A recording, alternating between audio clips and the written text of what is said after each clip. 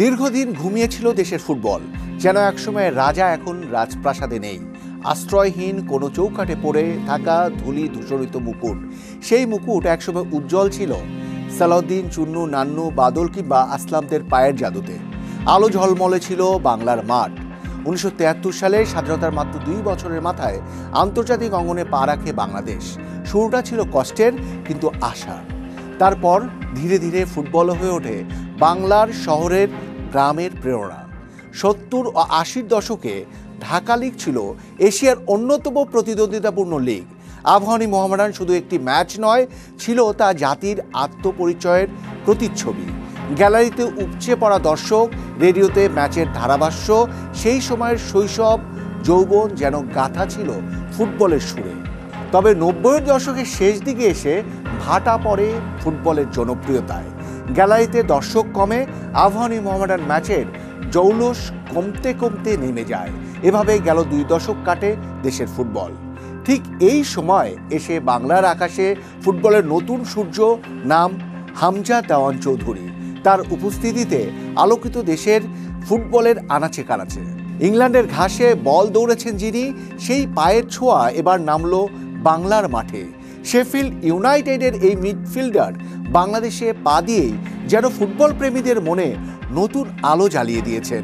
শুধু একটি নাম নয়, একটি স্বপ্নের প্রতীক হয়ে উঠেছেন হামজা। সামাজিক যোগাযোগ মাধ্যমে আগুন, মিডিয়ায় তাকে ঘিরে টানা শিরোনাম। দেশের ফুটবল যেন আবার খুঁজে পেয়েছে নিজস্ব পরিচয়। এই জাগরণের ঢেউয়ে ভেসে আসছে আরও কিছু নাম: তারেক কাজী, জামাল ভুঁইয়া, রায়হান হাসান এবং এবার সবশেষ ইতালি প্রবাসী তরুণ ফরোয়ার্ড ফাহমিদুল ইসলাম। যদিও তাকে দলে না রাখা নিয়ে বিতর্ক কম হয়নি।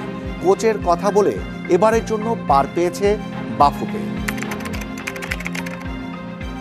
হামজা চৌধুরী ইংলিশ প্রিমিয়ার লিগে খেলছেন নিয়মিত। লেস্টার সিটির হয়ে জিতেছেন ইংলিশ FA কাপ। যুব ইউরোতে খেলেছেন ইংল্যান্ডের জার্সিতে।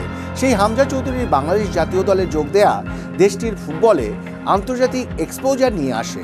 বিশ্বকে দেখিয়েছে বাংলাদেশও ফুটবলে এগিয়ে যাচ্ছে, যার কারণে হামজা চৌধুরীর মতো তারকারা লাল সবুজের জার্সিতে খেলার সুযোগ লুফে নিচ্ছেন। আর এই হামজার আগমনের কারণেই কিন্তু একটা লম্বা সময় পর বাংলাদেশের সাধারণ মানুষ ফুটবল নিয়ে আলোচনা করছে। দেশের ফুটবলে একসময় পোস্টার বয় ছিলেন কাজী মোহাম্মদ সালাউদ্দিন, মোনেম মুন্নারা। এরপর অনেক তারকা এসেছেন, গিয়েছেন, কিন্তু সমর্থকদের ভালোবাসা কি তেমনটা পেয়েছেন? কিন্তু সদ্যই লাল সবুজ জার্সি গায়ে চাপানো হামজা ঠিক তেমনই ভালোবাসা পাচ্ছেন আপামর ফুটবল প্রেমীদের কাছে। সামাজিক যোগাযোগ মাধ্যমে নতুন করে ফুটবল নিয়ে গর্ব এবং আগ্রহের সৃষ্টি হয়েছে, যা একসময় শুধুমাত্র ক্রিকেটের আধিপত্যে ছিল, আজ তা ফুটবলেও পৌঁছেছে। এটি মূলত জাতীয় দলের জন্য এক ধরনের মানসিক জাগরণের সূচনা। ভারতের বিপক্ষে ম্যাচটি ছিল গোলশূন্য, যদিও গোল করার বেশ কয়েকটি ভালো সুযোগ পেয়েছিল বাংলাদেশ। তবে ভারতের সুনীল ছেত্রীর মতো স্ট্রাইকারকে যে গোল করা থেকে থামানো গেল, সে সম্ভব হয়েছে EPL এর হামজার কারণেই। ম্যাচের দ্বিতীয়ার্ধে হামজার বেশ কিছু ট্যাকল ছিল চোখে লেগে থাকার মতো।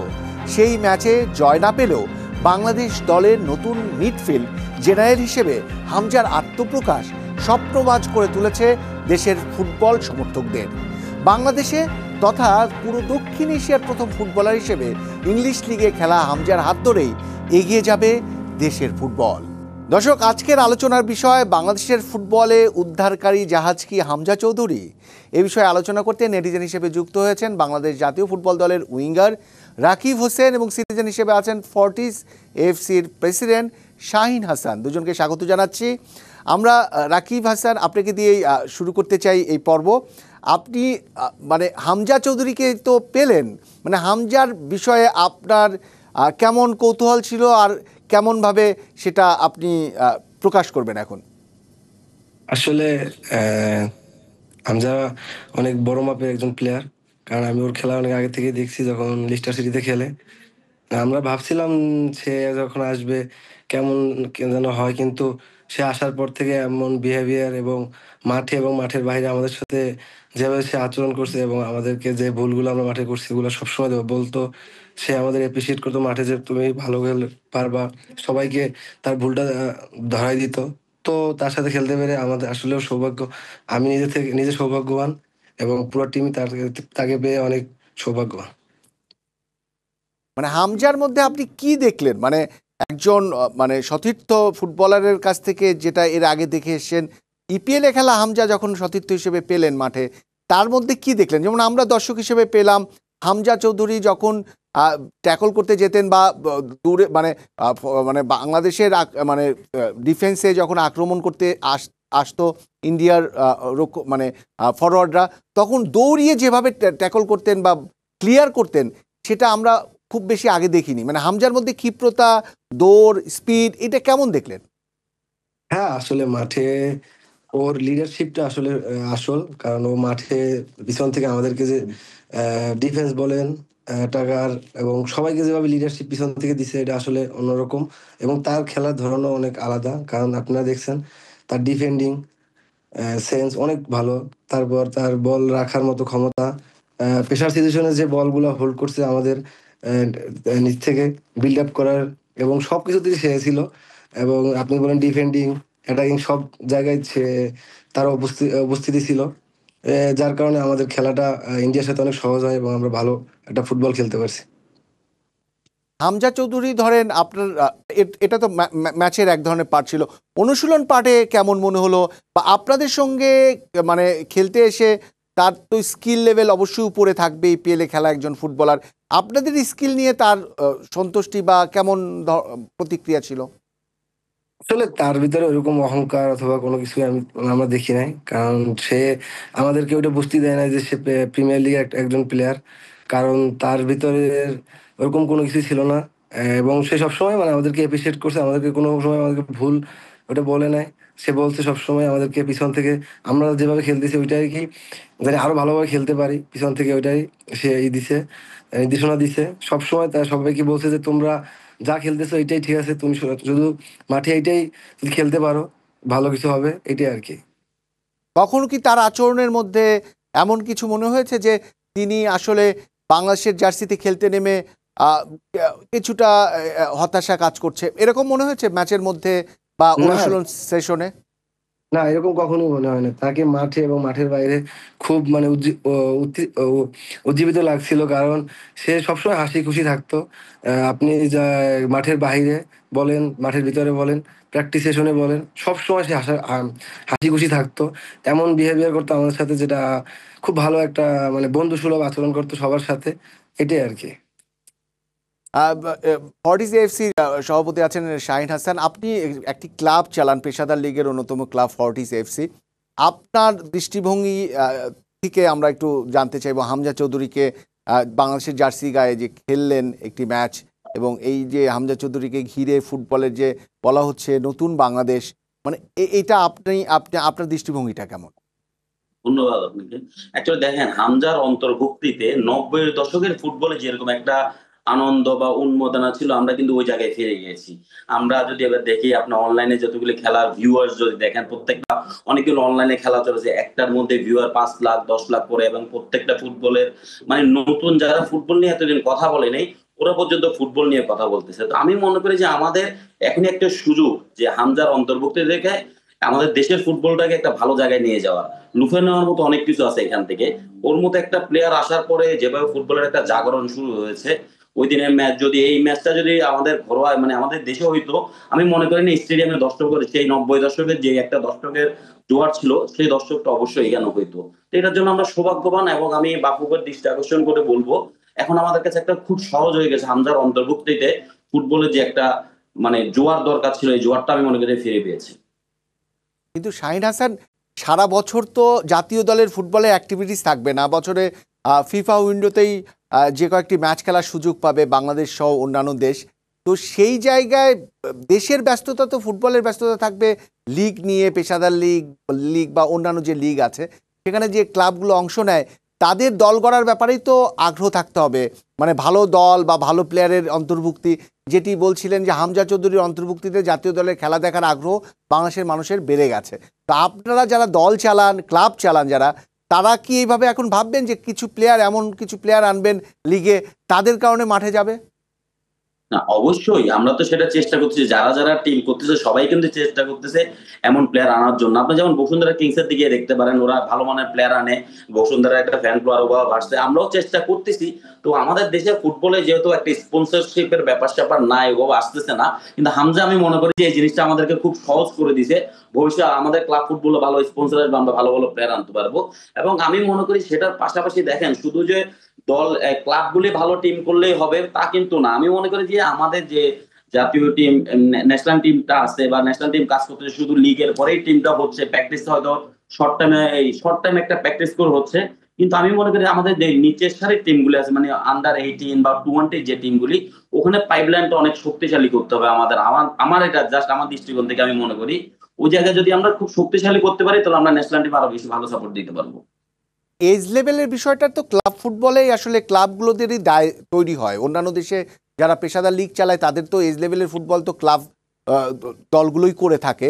শাহিনা স্যার, আপনার প্রতিক্রিয়াটা মানে এই হামজা আসলো একটু আগে বলছিলেন যেটি, সেটির ক্ষেত্রে আপনি বিভিন্ন জায়গায় মিশেছেন। হামজা তখন বাংলাদেশ জাতীয় দলের ক্যাম্পে ছিল এবং ম্যাচ খেলতে যখন শিলংয়ে যায়, এই বিভিন্ন জায়গায় মেশার মধ্য দিয়ে একজন ফুটবল সংগঠক হিসেবে অন্যদের প্রতিক্রিয়া কেমন ছিল, বা একটি দুইটি যদি আপনি আমাদেরকে শেয়ার করতে পারেন। না, আমি বলব এই যেমন বিসিএল যে ফুটবল টুর্নামেন্ট হচ্ছে, যেমন আমাদের ফর্টিস গ্রাউন্ডে হচ্ছে, কিংস অ্যারেনাও হচ্ছে, গাজীপুরে হচ্ছে। যেহেতু ফর্টিস গ্রাউন্ডে বিসিএল হচ্ছে তো আমি ওখানে প্রতিদিনই যাই। তো সবার মুখে একটা আছে যে একটা না ভালো টিম করতে হবে, আমাদের ভালো প্লেয়ার আসতে হবে এবং যারা এজ লেভেল প্লেয়ার আছে ওদের মধ্যে অনেক আকাঙ্ক্ষা আছে। যদি একটা ছোট মানে একটা নরমাল মাঠে খেলা হচ্ছে তবুও দেখতেছি অনেক দর্শক আসতেছে এবং সবার প্রতি একটা ফুটবলের যে আগ্রহটা, হ্যাঁ, আমি মনে করি যে এজ লেভেলের টিমটা আরো ভালো হবে এবং ভালো করতে পারবে এবং ক্লাব ফুটবলের অবশ্যই দায় আছে যে এজ লেভেল টিমগুলি করা, যেরকম আমরা 18 টিমগুলি করতেছি। আর আমি মনে করবো প্রত্যেকটা ক্লাব ফুটবলের একাডেমি তৈরি করা মানে বেশি প্রয়োজন। যদি একাডেমিটা প্রত্যেকটা ক্লাব তৈরি করে নিজের ক্লাবের জন্য ভালো হবে, নিজের দেশের জন্য ভালো হবে। সেই মানে সেই ধারায় যেতে হবে। হয়তো আমাদের বাংলাদেশের ফুটবলের ডোমেস্টিক লেভেলটা সেই ধারায় যাবে। রাকিব হোসেন, আপনি তো শুনছিলেন শাহিন হাসান ফুটবল সংগঠক হিসেবে তার প্রতিক্রিয়া দিচ্ছিলেন। আপনি একটু বলবেন যে হামজার উপস্থিতিতে আপনাদের বিভিন্ন মানুষের যে প্রতিক্রিয়া পেয়েছেন, মানে সেই প্রতিক্রিয়ার অংশবিশেষ যদি আমাদের সঙ্গে শেয়ার করতেন, যে আপনার ফুটবল নিয়ে মানুষের আগ্রহ, আপনার বন্ধুদের আগ্রহ, আপনার পরিবারের আগ্রহ, যেটা অন্যান্য সময় একটু কম দেখেছেন, কিছু কিছু বিষয় যদি আপনি তুলে ধরতেন। হ্যাঁ, আসলে সে আসার পর থেকে ফুটবলের একটা জোয়ার, মানে জোয়ার বলতে পারেন। কারণ এরকম মানে দর্শকের মানুষের মানে আমাদের দেশের মানুষের ফুটবলের প্রতি এত ভালোবাসা যেটা প্রকাশ পাইছে এবার আমরা দেখছি। কারণ মানুষ অনেক ফুটবলের প্রতি যে ভালোবাসা আছে সেটা দেখতে পাইছি। কারণ আমার ফ্যামিলি বলেন, আমার বন্ধুরা বলেন, সবাই মানে আগ্রহ ছিল যে তার সাথে মানে ছবি তোলার জন্য এবং তাকে দেখার জন্য। তো আসলে বাংলাদেশের ফুটবল সে আসাতে অনেকটা আগের থেকে অনেক একটা ভালো জায়গায় গেছে এবং চেষ্টা করব এটা আসলে যদি এরকম যদি আরো প্লেয়ার আসে বা তার মানের, তো আসলে এটা আরো আহ, জাতীয় দলের জন্য অনেক ভালো হবে। আপনারা কি হামজার সঙ্গে আলাদা করে আড্ডায় বসেছিলেন, মানে যখন ক্যাম্পে ছিলেন বা শিলংয়ের ম্যাচের শেষে রাতে আলাদা করে দুই একটি আড্ডা হয়েছে যেখানে আপনি ছিলেন, আরো সতীর্থরা ছিলেন? হ্যাঁ, আসলে প্রতিদিনই খাবার পরে একসাথে বসা হতো। চা, কফি এগুলো খাওয়া হতো, তখন কথাবার্তা হতো, তখন হাসাহাসি হতো। ও খুব ভালো মানুষ। কারণ সবার সাথে এত তাড়াতাড়ি যে মিশে যাবে এটা আসলে আমরা কেউই মানে বিশ্বাস করতে পারি না। কারণ ওর এত বাট এতটা মানে মন মানসিকতা এত ভালো যে যেটা মানে বলার মতো না। কারণ এত তাড়াতাড়ি একটা এত ভালো মানের একটা প্লেয়ার ও যে জায়গায় খেলে, তো আমাদের সাথে এত ভালোভাবে তাড়াতাড়ি মিশে যাবে এটা আমরা বুঝতে পারি না আরকি। রাকিব হোসেন তার পরিবার নিয়ে, হামজা তার পরিবার নিয়ে এসেছিলেন এবং পরিবারের মানুষগুলোর সঙ্গেও সম্ভবত আপনাদের কথা বলার সুযোগ হয়েছে এবং পারিবারিক একটা আড্ডাও হয়তো হয়েছে সেখানে। ওনার স্ত্রী ছিলেন, বাবা মা ছিলেন, তাদের সবার মানে কেমন, মানে তাদের সবার বাংলাদেশের ফুটবলের এই যে হামজা পর্ব শেষ হওয়ার পরে কেমন প্রতিক্রিয়া ছিল, বা তাদের কাছে তাদের প্রতিক্রিয়ায় বা হামজার প্রতিক্রিয়ায় কখনো মনে হয়েছে যে হামজা কোনো একটা সামনে কোনো একটা এক্সকিউজ দেখিয়ে নাও খেলতে পারেন ভবিষ্যতে? আসলে না, আমার এটা কোনো মনে হয় না। কারণ তার বাবা, তার মা, তার স্ত্রী বলেন সবাই খুব আনন্দিত ছিল। আমরা দেখতে পাইছি তারা মানে মাঠের বাহিরে যখন খেলা দেখতে গেছে এবং যখন আমাদের সাথে একসাথে আসছি বাংলাদেশে, সবসময় দেখছি তারা খুব খুশি এবং সেও খুব খুশি। সে নিজে থেকেই বলে গেছে যে আবার জুনে দেখা হবে সবার সাথে একসাথে যখন যায়, এবং সে খুব আনন্দিত বাংলাদেশ টিমে খেলতে পেরে। হামজা চৌধুরী বিভিন্ন জনের তাদের কৌতূহল মেটালেন, ছবি তুলে কথা বলে। আপনারা নিশ্চয়ই তার সঙ্গে দেখা করেছিলেন বা তার সঙ্গে ছবি তোলার সুযোগ হয়েছিল, বা আপনাদের সংগঠকদের লেভেলে কোনো কথা হয়েছিল কিনা? অ্যাকচুয়ালি দেখেন, আমি ওই যে টাইমে ছিল ওই টাইমে দেশে ছিলাম না। এইজন্য উনার সাথে আমার দেখা হয় না। এটা আমার ব্যাড লাক। ইনশাআল্লাহ পরে যখন ওনার সাথে দেখা হবে। কিন্তু উনার বাবার সাথে একদিন মানে বাংলাদেশে আসার আগে আমার ফোনে কথা হয়েছিল যে আমাদের ম্যানেজার আমাদের ক্লাবের রাশেদ ছিল। রাশেদের মাধ্যমে উনার বাবার সাথে আমার কথা হয়েছিল। আমার থেকে মনে হলো যে উনার বাবা খুবই একজন ভালো মানুষ এবং হামজাকে আমাদের দেশে খেলানোর জন্য উনি আপ্রাণ চেষ্টা এবং উনার খুবই আগ্রহটা অনেক ভালো ছিল এবং উনার ফ্যামিলি বা উনার বাবার সাথে কথা বলে আমি যা বুঝলাম, উনি অনেক মিশুক টাইপের একটা লোক। সেটা দেখেন খেলার মাঠেই বোঝা যাচ্ছিল।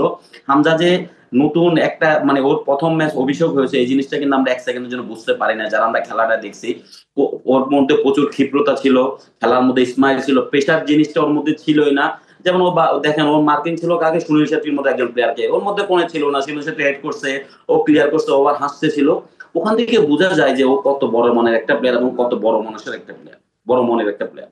আপনি ম্যাচটা অবশ্যই দেখেছেন যেখানেই থাকুন না কেন, বা হাইলাইটস হলেও দেখেছেন। আপনার কাছে সংগঠক হিসেবে কি মনে হয়েছে যে আমাদের যে ডিফেন্স লেভেলে যে দুর্বলতা ছিল বাংলাদেশ জাতীয় ফুটবল দলের, সেই জায়গাটা হামজার অন্তর্ভুক্তিতে ভারতের মতো দলের বিপক্ষে যে কোনো সময় খেলাতে সেই দুর্বলতা সম্ভবত কাটিয়ে ওঠা যাবে, কিন্তু আমাদের ফরওয়ার্ড লেভেলে যে ধরনের শক্তি দরকার সেটার দুর্বলতা এখনো রয়ে গেছে? অবশ্যই দেখেন, তপু যখন ইনজুরি হলো মনে করছিল সবাই একটা চাপে পড়বে। যখন তপু বারবার ইনজুরি হয়ে মাঠের বাইরে গেল। কিন্তু হামজা এই জিনিসটা ১ সেকেন্ডের জন্য বুঝতে দেয় নাই যে নাম্বার 6 যাকে দরকার ছিল সে ওই টিমের ওই টাইমে পুরা নিচে নেমে খেললো। আপনি একটা বল হয়তোবা দেখবেন রমতকে বিট করে যখন ওদের প্লেয়ার ঢুকে গেল, হামজার ক্ষিপ্রতার সাথে যে ড্যাশিং করে বলটা নিল, কোনো ধরনের ফাউল ছিল না। এবং ওর ক্লিয়ারলেন্স বলেন মানে ডিফেন্সের আমাদের যে একটা ঘাটতি যে আমরা গোল খাবো, ৯০ মিনিট পরে গোল খাবো, টিম দাঁড়ায় যাবো, ওই জিনিসটা আমি মনে করি যে কাটা উচিত। বাট আমি একটা জিনিস বলবো যেটা দুঃখের সাথে, আমাদের ফরওয়ার্ডের যে শিশুসুলভ মানে মিসগুলি এগুলির জন্য কিন্তু এই ম্যাচটা আমি মনে করি হামজার অভিষেক ম্যাচটা আমরা জয় নিয়ে আসতে পারি নাই।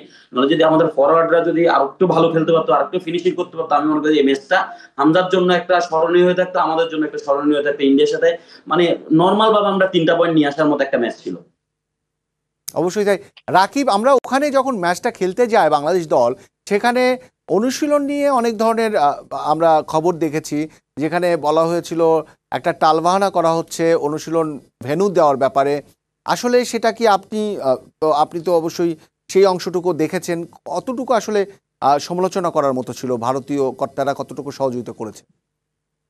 আসলে এটা আসলে যখন হোম টিম থাকে তারা এরা এই মানে অ্যাডভান্টেজটা নেয়, সবাই নেয়। কারণ কিন্তু ওদের থেকে সবথেকে ভুলটা ছিল যেটা আমাদেরকে মানে একটা টাইম দিত, বিকালে বলতো ৪টার সময় প্র্যাকটিস, বলার পর আবার এটা চেঞ্জ করে দিত। এই শিডিউল গুলো চেঞ্জ করতে এগুলো আসলে খুব খারাপ ছিল এবং এটা প্রথম কি দিন যে মাঠে হামজার আমাদের অন্তর্ভুক্তিতে বেড়েছিল? মানে আপনার কি মনে হয় যে হামজা থাকার কারণে বাংলাদেশ দল যে শক্তিশালী হয়ে উঠেছে, কোনো কারণে অনুশীলনটা যদি কম বেশি করানো যায় বা দলের মধ্যে এক ধরনের যদি অস্বস্তি তৈরি করানো যায়, সেটা মাঠে প্রভাব পড়তে পারে, এরকম একটা ব্যাটার কাজ করেছিল ভারতীয় মানে হ্যাঁ আমার হোস্টদের মনে আর হয় কি? হ্যাঁ, আমার মনে হয় এটাই ছিল। কারণ হামজা যখন আমাদের টিমে অন্তর্ভুক্ত হয়, কারণ তখন কিন্তু আমাদের শক্তি দ্বিগুণ হয়ে যায়। এটা নিয়ে ওরা অনেক মানে চিন্তিত ছিল। আমার মনে হয় এটা আসলে যার কারণে ওরা মাঠ মাঠ বলেন, ট্রেনিং টাইম বলেন, সবসময় একটা টাইম নিয়ে তাল ভাড়া করতো, এগুলো কিছু করতো। এবং প্রথম দিন যে মাঠে আমাদেরকে প্র্যাকটিস করতে দিছিল, আসলে মাঠটা প্র্যাকটিস করার মতো ছিল না আসলে।